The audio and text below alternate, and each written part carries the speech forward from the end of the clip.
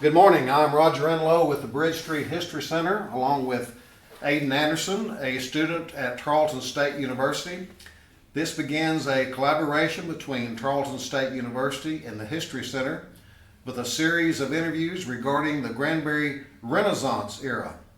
Our interviewee today is Ralph Walton, a longtime resident who was a longtime district judge. Good morning, Ralph Walton. Good morning. And thanks for participating in our Renaissance interview series. My pleasure. So today, I will start out the interview with the first question. How long have you lived in Hood County? Aiden, Patsy, and I moved to Granbury, Hood County, Texas in 1974.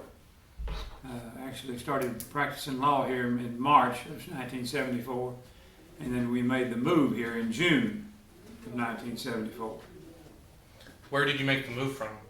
Made the move from Arlington, Texas. I had been out of law school probably about a year at that time, and I was practicing with a law firm in Fort Worth and living in Arlington. And when I decided to make the move down here. Are your parents also from Arlington? No. I'm originally from East Texas, from a little town called Grapeland, which is in deep East Texas.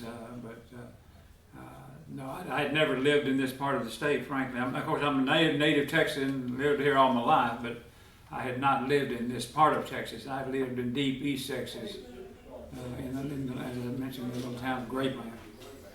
So you said you wanted to study law. What made you want to go into that profession? Well, I enjoyed history. I enjoyed political science. In fact, I majored in political science, and of course enjoyed history too. And because of that, because of my interest in those fields, which were fairly consistent with the study of the law also, especially political science, and because of my enjoyment of politics in general, I just kind of liked politics, and so that's how I the interest was developed. I didn't, quite frankly, didn't know any lawyers. I didn't have none in my family, and Grapeland, Texas had 0 lawyers. But I just had an interest in the law, so that's how it developed. Okay. Were there any events when you were growing up that you took notice to that made you, like you said, you're a big fan of history and political science. Is there any specific things that really caught your eye?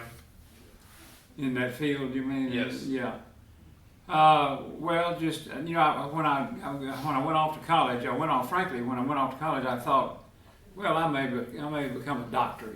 Maybe I'll do that. Until I took my first chemistry course, and then I figured out that if it wasn't for all that chemistry and all that, I'd have been a doctor.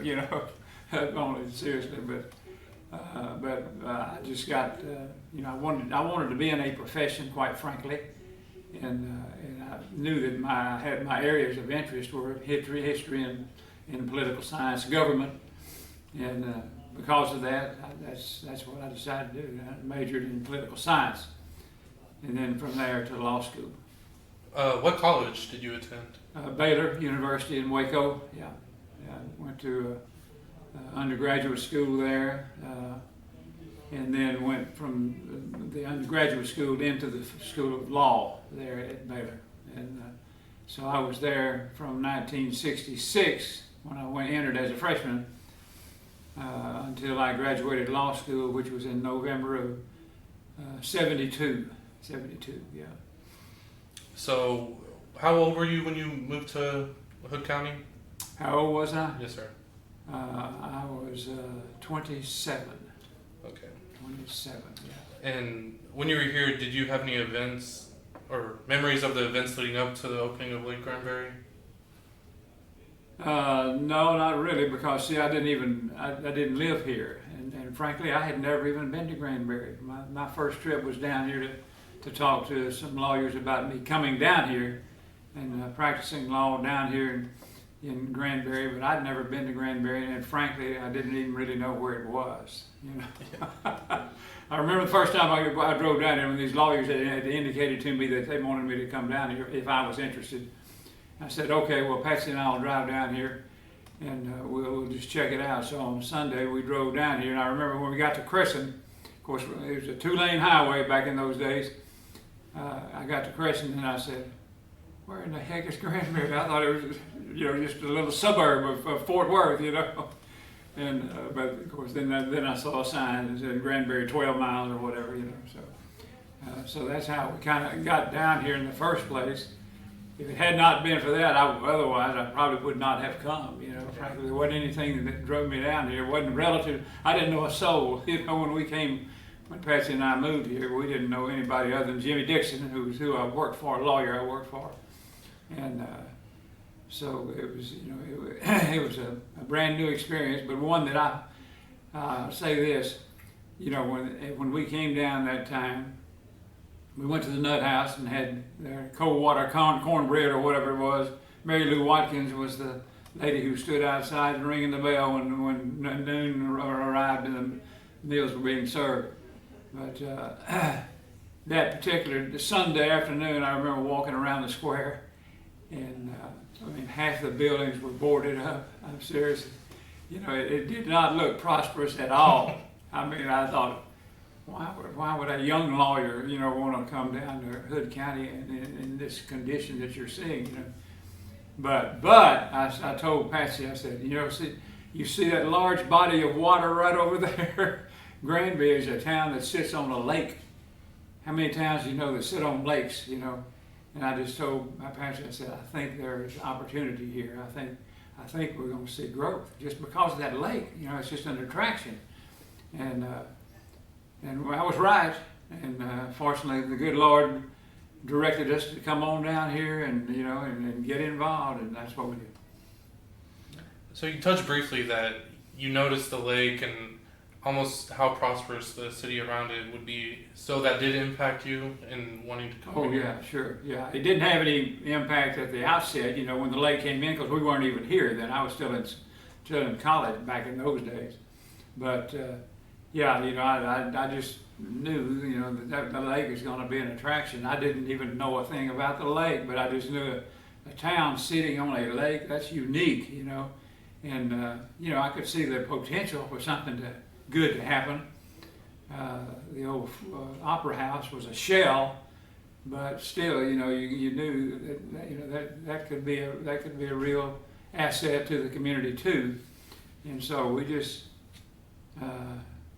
Patsy had a lot of trepidations about it, I'll have to admit. It wasn't her idea of where she wanted to be. She liked Arlington, quite frankly, which is where we lived, But she said, let's go try it out and we'll see, see how it goes. And the rest, as they say, is history. So you mentioned the Opera House was a shell of itself, and you also mentioned boards on windows. Was the Opera House, was it boarded up, or was it just needed renovation? The Opera House had been a shell. As I understood, I think it was a feed store for a time. I think. It had not been an opera house, which it was built to be back in 1892, I think it was, something like that.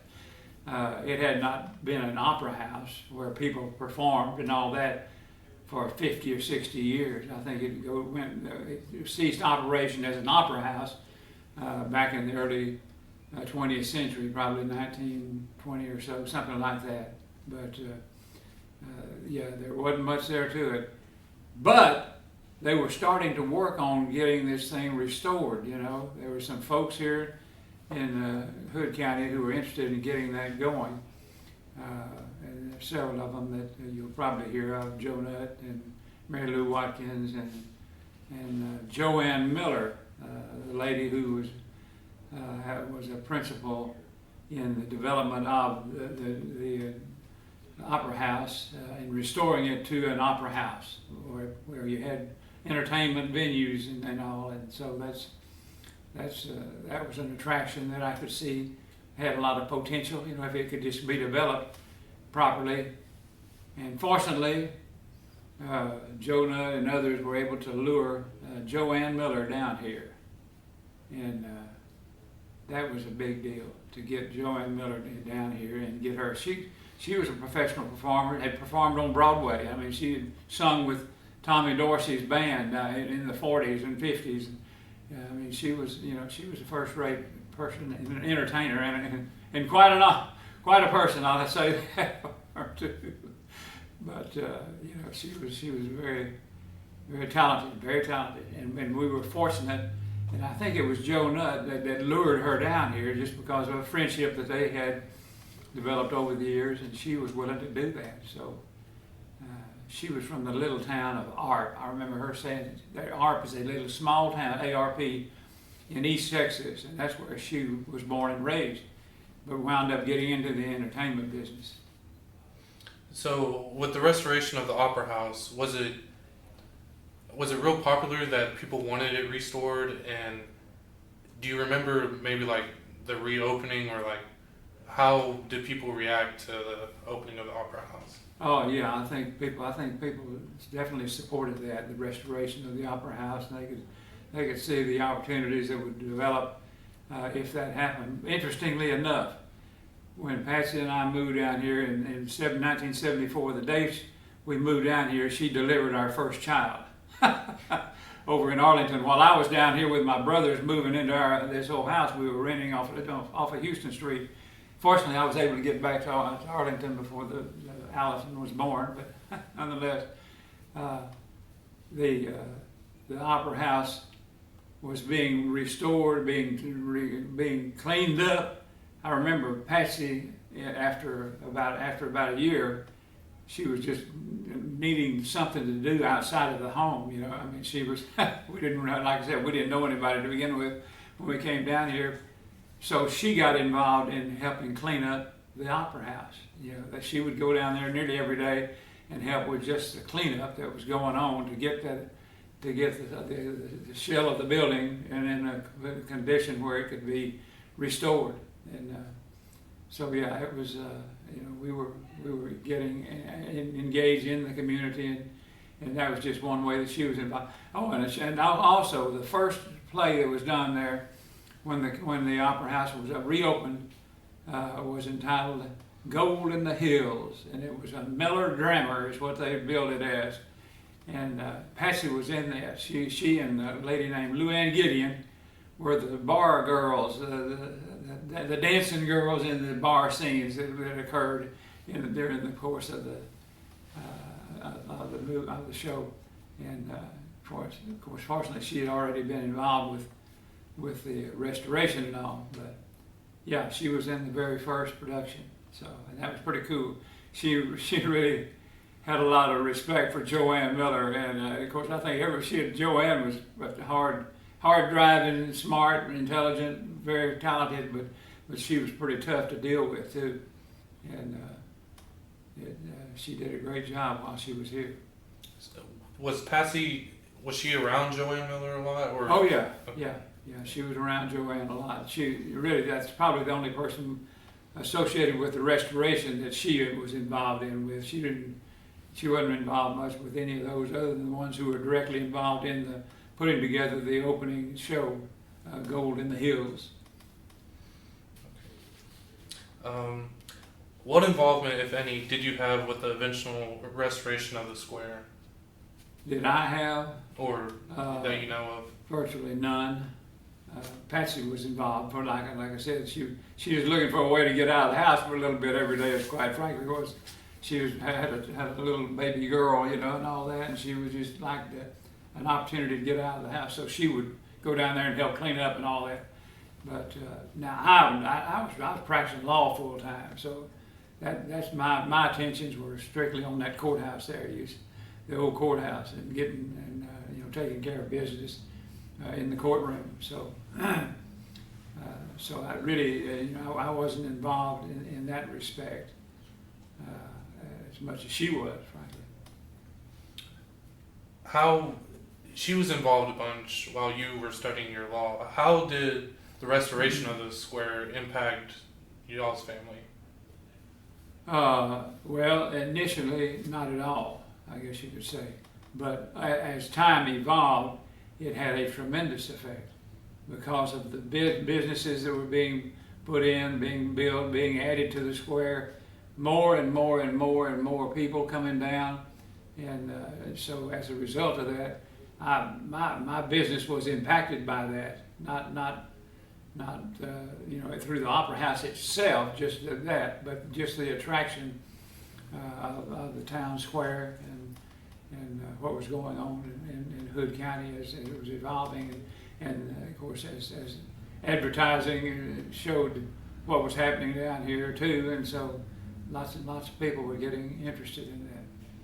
Did you said it helped out your business. Was it kind of stunning to see the new people coming into town, and I guess No, from when you first started to after the square was restored? yeah, no, it didn't surprise me or anything like that. I mean, that's what I expected.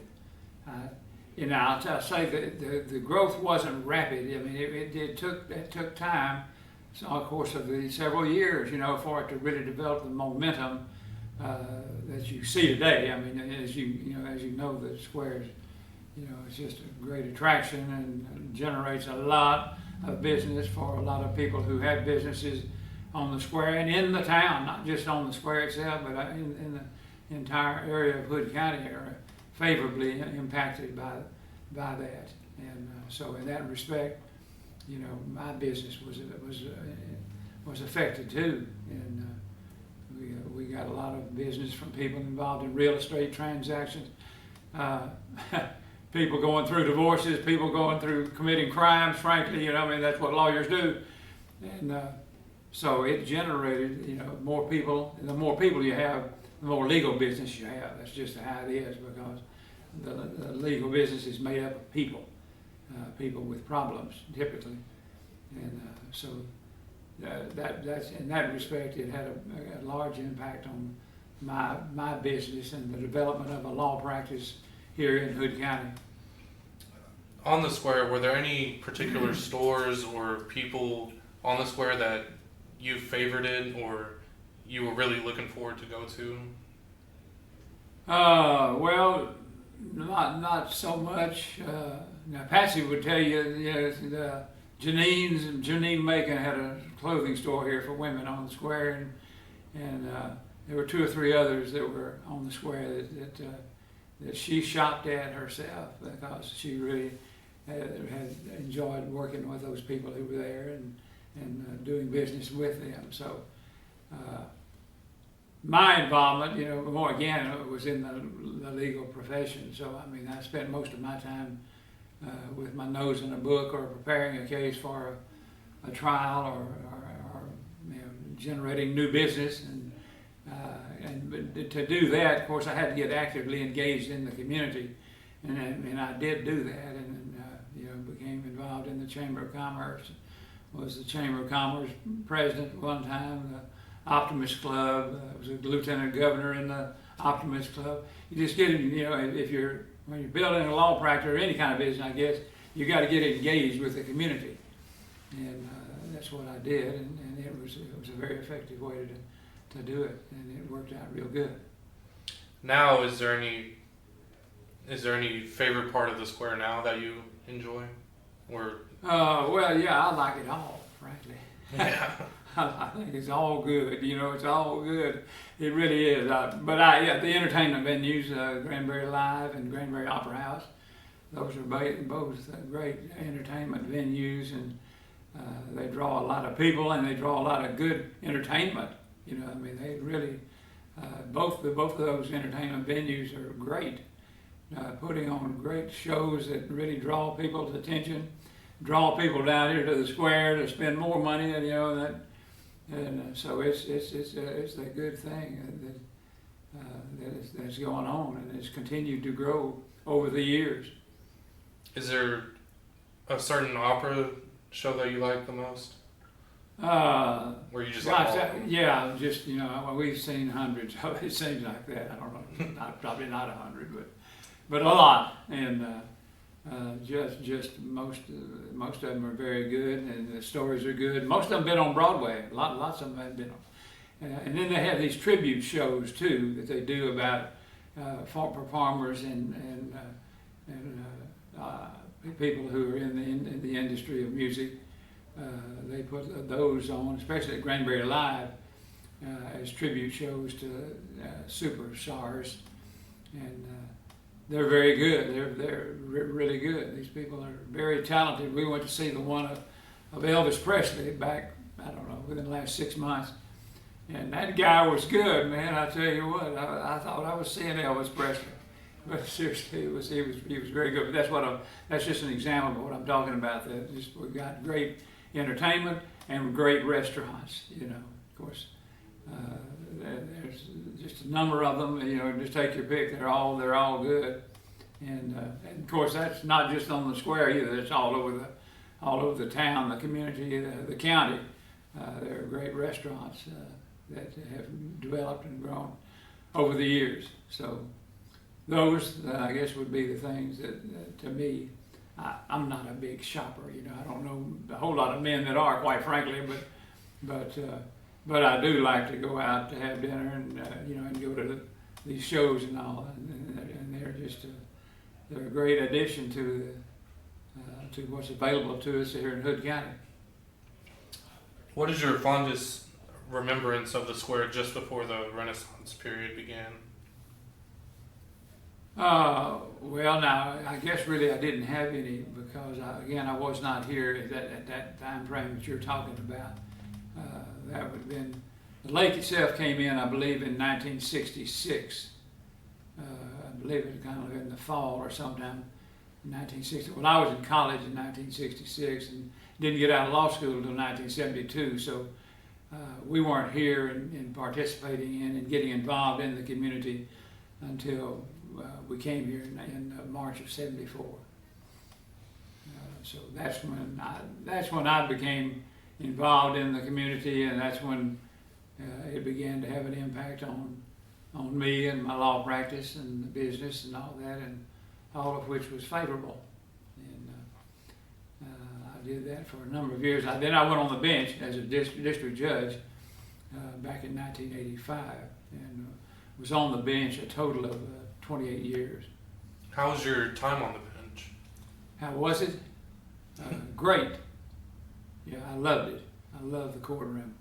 You know, there's nothing really more interesting and exciting than a courtroom, frankly. Of course, I'm sorry, a lot of people think it's boring, and sometimes it is boring, you know, but for the most part, you know, you see and hear things in the courtroom that you frankly can't believe you heard that. You know, sometimes I'd say, I don't think I'd have told that if I was in your shoes, you know.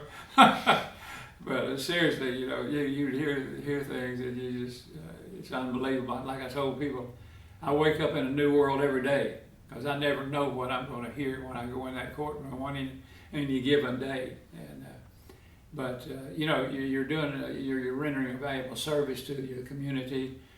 You're seeing that justice is administered, and that people are properly treated, and that they're treated fairly. You know, they may have to pay the consequences of some bad action on their part, but you know, it's courtrooms are that's where I've made my living for 50 years. So I've always enjoyed it, but I especially enjoyed the bench part of it. It was that was my favorite in the profession. It was the years that I spent, the 28 years I spent on the bench. Do you possess any pictures or related documentation to any of the milestones below that you'd be willing to share with the BSHC? Opening of the Cordova Dam and filling of Lake Granbury? No, I don't. We didn't have any involvement during that last time frame when the lake opened in late '66. So we weren't here to